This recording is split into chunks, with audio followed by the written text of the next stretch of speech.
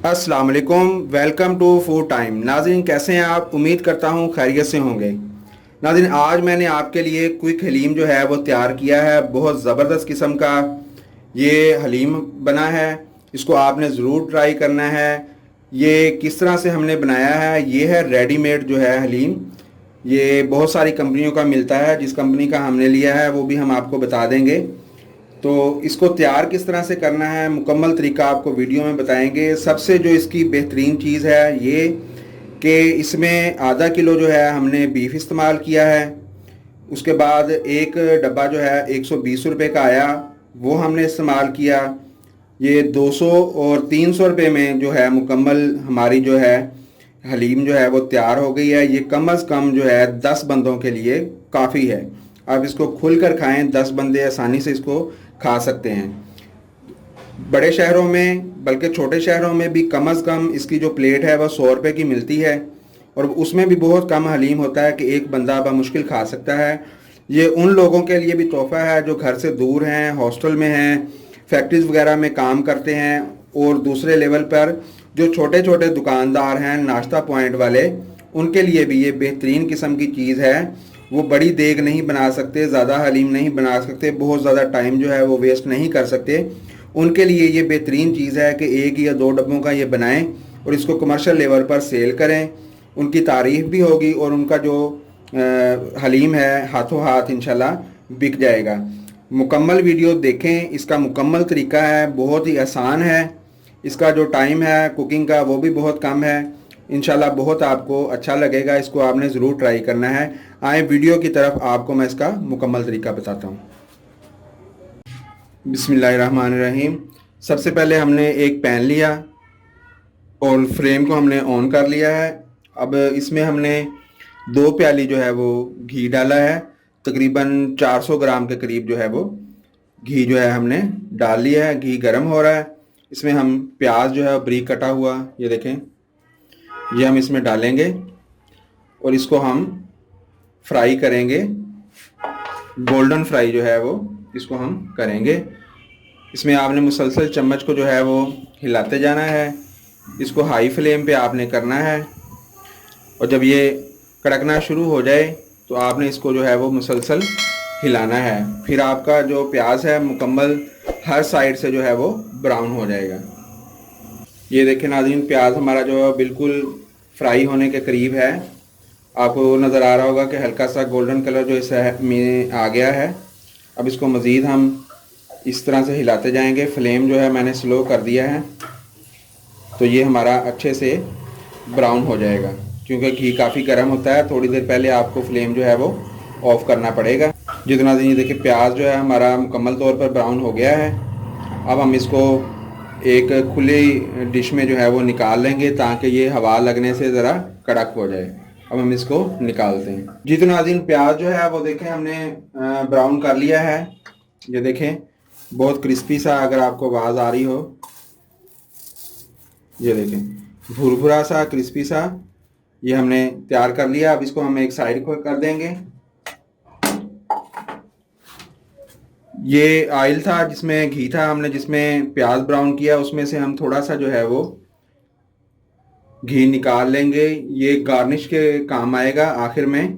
कच्चा घी आपने नहीं लेना गार्निश के लिए, आपने हमेशा जो है वो पका हुआ घी गार्निश के लिए इस्तेमाल करें।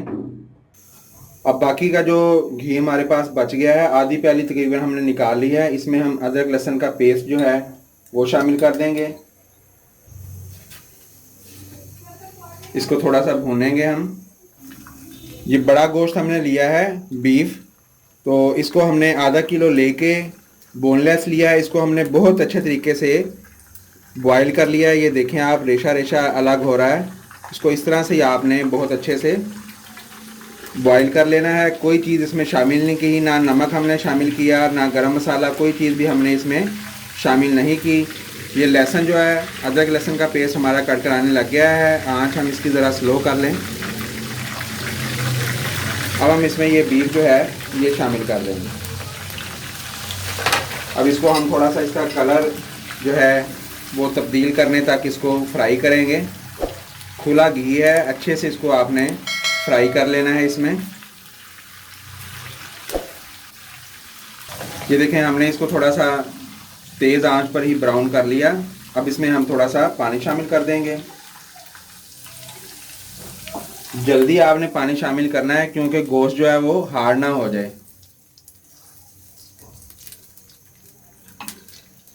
अब हमारे पास है ये हलीम मिक्स जो है शान वालों का, इसमें से 2 पैकेट निकलेंगे। ये है मसाले का पैकेट, इसमें मिक्स मसाला टोटल मसाला है, इसमें नमक हर चीज़ शामिल है, मिर्चें, गरम मसाला, जायफल, जवत्री वगैरह हर चीज़ यानी कि इसमें शामिल है। इसको एक साइड पे कर देंगे। और ये दूसरा पैकेट है, इसमें तमाम जो अनाज है वो शामिल है। इसको मैं आपके सामने ओपन करता हूँ।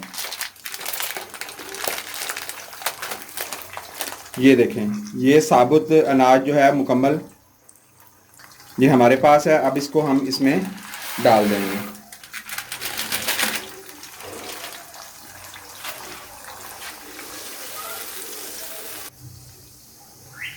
तीन से 4 मिनट हम इसको भूनते हैं, फिर आपको दिखाते हैं।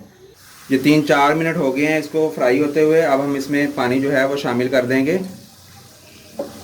एक बात मैं आपको बताना भूल गया कि जिस पानी में हमने गोश्त को बॉईल किया था वो भी हमारे पास मौजूद है। वो हम जो है आखिर में इसमें डालेंगे ताकि जो इसको गाढ़ा या कम गाढ़ा करना है उसको करने के लिए हम इसमें वो भी शामिल कर देंगे।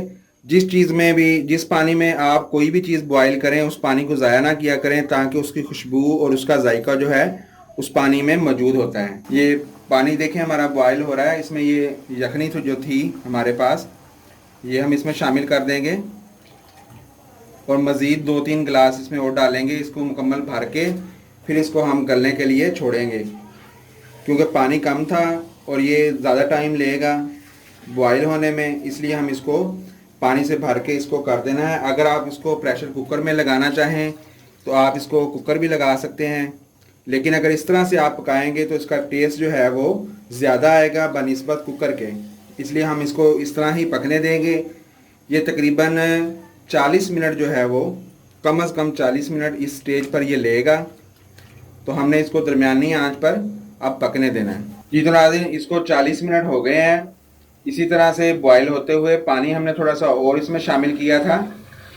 अब हम इसको चेक हमने किया है, ये तकरीबन बहुत अच्छे से गल चुका है। आपको भी मैं दिखा दूं कि ये देखें दालें जो हैं बहुत अच्छे तरीके से गल गई हैं इसकी। अब हमने क्या करना है कि एक जग लेंगे ब्लेंडर वाला, उसमें हमने हाफ जो है ये अनाज डालकर और इसमें थोड़ा सा प्याज डालकर इसको हम जो है वो पेस्ट जो है इसका बना लेंगे। आधा हम इसी तरह से रहने देंगे और आधा जो है हम पेस्ट बना लेंगे। आप इसको इसी तरह से भी घोट सकते हैं, यूँ चमचे की मदद से आप इसको करते रहें तब भी ये हो जाएगा।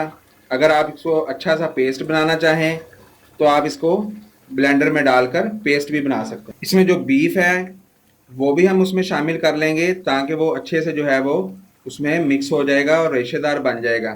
जितना ये देखें हमने एक जग जो है वो पहले इसका ब्लेंड करके इसमें डाला है। बीफ हमने तमाम जो है ये देखें कोई इसमें बीफ नहीं है, तमाम बीफ हमने ग्राइंड कर लिया और आधे से ज़्यादा हमने जो है वो हलीम को भी ग्राइंड कर लिया। ये देखें इस तरह से आपने अच्छा सा इसका दरदरा सा पेस्ट जो है वो तैयार कर लेना है। ये अब इसमें शामिल कर देंगे हम। अब इसमें हम थोड़ा सा पानी भी शामिल करेंगे क्योंकि ये काफ़ी गाढ़ा हो गया है। अब इसमें पानी की कुछ मिकदार शामिल करके तो इसको 10 मिनट जो है वो हम मज़ीद पकाएंगे ताकि वो पानी जो है अच्छे से पक जाए। और ये जितना गाढ़ा फिर हमने रखना है उतना गाढ़ा हम जो है वो इसको कर लेंगे। पानी हमने इसमें ज़रूरत के मुताबिक शामिल कर दिया है। अब इसको हम 10 मिनट दरमियानी आंच पर पकाते रहेंगे और इसमें चम्मच जो है वो मुसलसल हिलाते रहेंगे। फिर ये बिल्कुल जो है वो हमारा रेडी हो जाएगा। फिर इसको हम गार्निश करके आपको दिखाएंगे कि इसको आपने गार्निश किस तरह से करना है।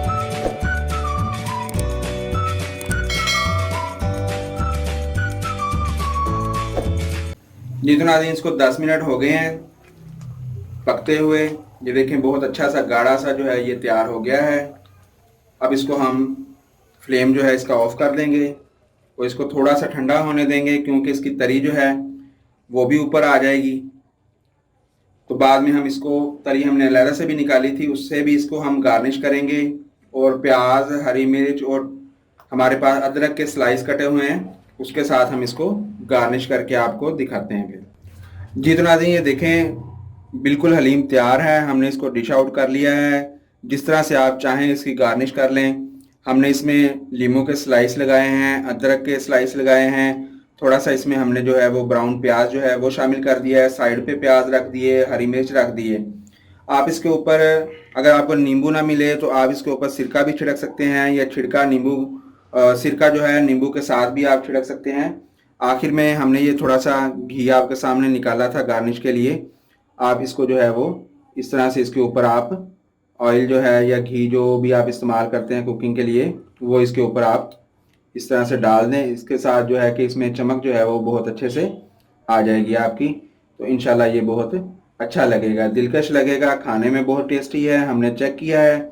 आपने इसको ज़रूर बनाना है, मेहमान हो, दावत हो, आप इसको ट्राई करें। घर पर आम बनाएं नान के साथ या बॉयल चावलों के साथ, आप इसको नोश फरमाएं। इंशाल्लाह आप याद रखेंगे कि कोई चीज़ आपको बनानी सिखाई है।